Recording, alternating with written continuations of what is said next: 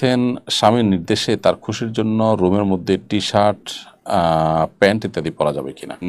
কেউ যদি বিতরের নামাজ বাকি রেখে তাহাজ্জুদ পড়ার পর পড়ার জন্য বাকি রাখে তাহাজ্জুদের পর পড়ার জন্য এবং তাহাজ্জুদ পড়তে ঘুম থেকে উঠে দেখে মাসিক হয়ে গেছে, তখন করণীয় কি? ওই বিতরের নামাজ পড়তে হবে কিনা। প্রতিবেশীদের অত্যাচার থেকে বাঁচতে কি করা উচিত?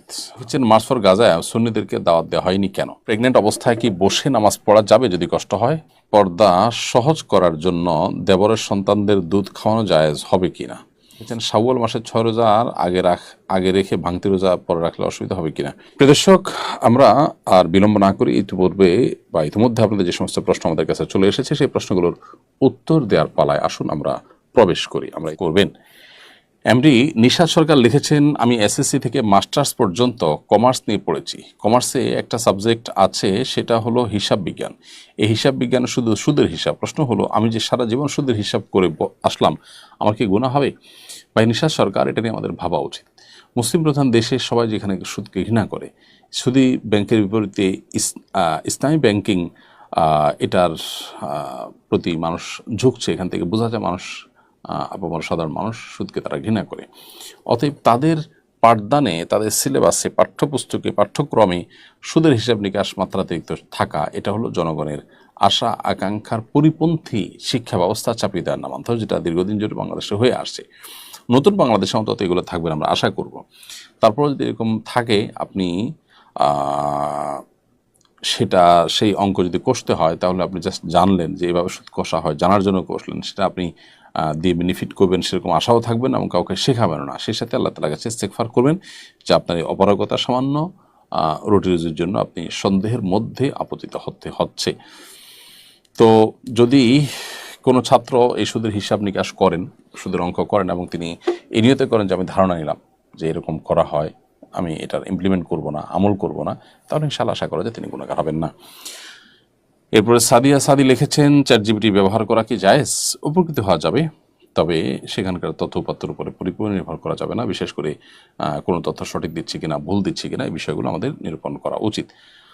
সাদমান হাসান জোহান লিখেছেন, প্রতিবেশীদের অত্যাচার থেকে বাঁচতে কি করা উচিত?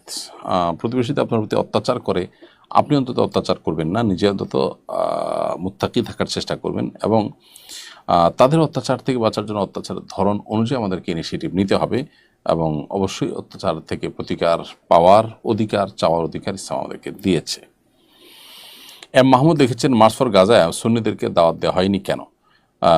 ভাই মাহমুদ, এটি সঠিক কথা নয় যে আমাদের সুন্নি ভাইদেরকে দাওয়াত দেওয়া হয়নি, বরং সেখানে সবাইকে দাওয়াত দেওয়া হয়েছে। এবং আপনারা আমাদের মার্চ ফর গাজার যে পেজ আছে, যে ফিলিস্তিন সলিডারিটি মুভমেন্টের পেজ, সেই পেজে দেখতে পাবেন। সেখানে কিন্তু বিভিন্ন সুন্নি ঘরানার ভাইদের ভিডিও বক্তব্য, তাদের লিখিত বক্তব্য, তাদের বিভিন্নভাবে তাদের মত প্রকাশের কথা তারা জানিয়েছেন। দুর্ভাগ্যজনকভাবে আমরা অনুষ্ঠান স্থলে, বিশেষ করে স্টেজে অনেক অতিথিকে আসতে দেখিনি। এর অন্যতম বড় কারণ ছিল ভিড়ের মধ্যে তারা অনেকে আসলে ভিড় ঠেলে আসতে পারেননি সামনে। এটা একটা বাস্তবতা। আবার নেসারাবাদী যিনি আপনার কায়েদ শাহ হুজুরের সাহেবজাদা, তিনি কিন্তু মঞ্চে ছিলেন।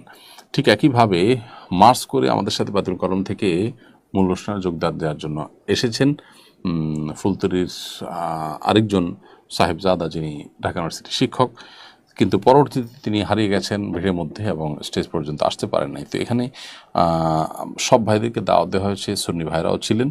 এটাকে পুঁজি করে, বিশেষ করে তারা স্টেজে আসতে পারেনি বা আমাদের ত্রুটি ছিল, তাদেরকে খুঁজে বের করতে পারেনি বা সামনে আসতে পারেনি অনেকে, বা কেউ তার সামনে ছিলেন, তাদের এক দুজন শুধু স্টেজে উঠছেন, বাকিদের আমরা উঠাতে পারেনি। আমাদের তাড়াহুড়া করার কারণে প্রশাসন থেকে চাপ দিচ্ছিল তাদের শেষ করার জন্য, তাদের কিছুটা পিছুটান ভাব ছিল বা তারা ইতস্তত বোধ করছিলেন, সেজন্য তাদেরকে আমরা তুলতে পারিনি। এটা আমাদের অপারগতা এবং ব্যর্থতা। কিন্তু তাদেরকে দাওয়াত দেওয়া হয়েছে, তারা সম্প্রীতি এবং সংহতি জানিয়েছেন এবং তারা অনুষ্ঠানে কিন্তু উপস্থিত হয়েছেন। রাফি আমাতুল্লাহ রুমা লিখেছেন, প্রেগনেন্ট অবস্থায় কি বসে নামাজ পড়া যাবে যদি কষ্ট হয়? নফল নামাজ তো বসে পড়তেই পারেন, আর যদি ফরজ নামাজ হয় তাহলে অসহনীয় কষ্ট হলে বসে পড়তে পারবেন, কিন্তু যদি সহনীয় থাকে তাহলে আপনাকে দাঁড়িয়ে নামাজ আদায় করতে হবে।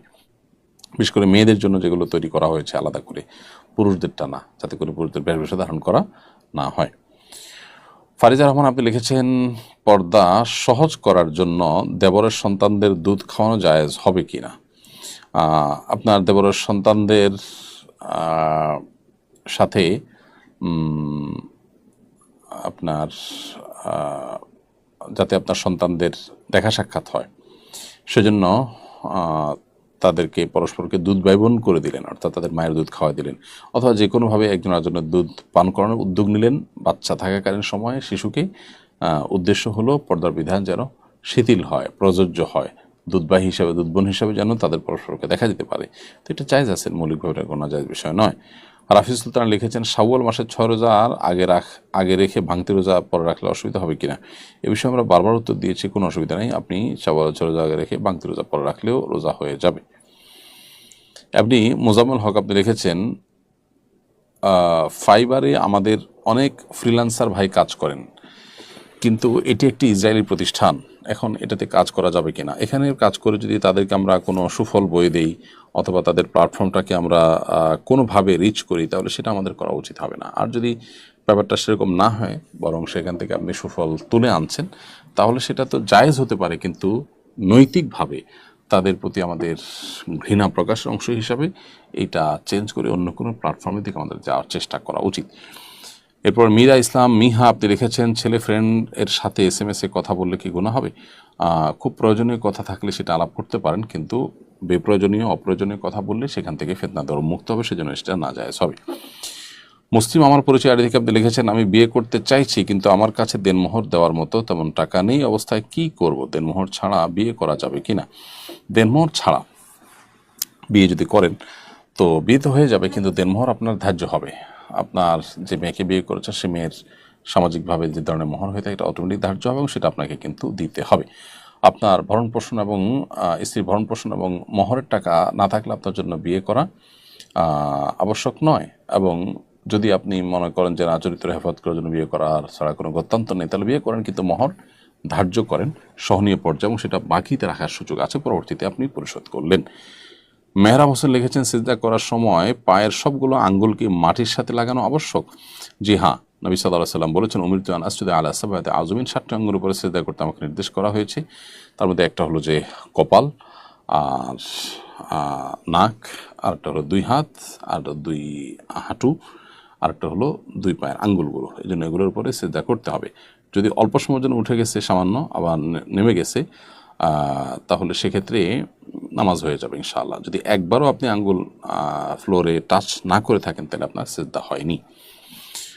আলিনা আসফিয়া আপনি লিখেছেন, স্বামীর নির্দেশে তার খুশির জন্য রুমের মধ্যে টি-শার্ট, প্যান্ট ইত্যাদি পরা যাবে কিনা?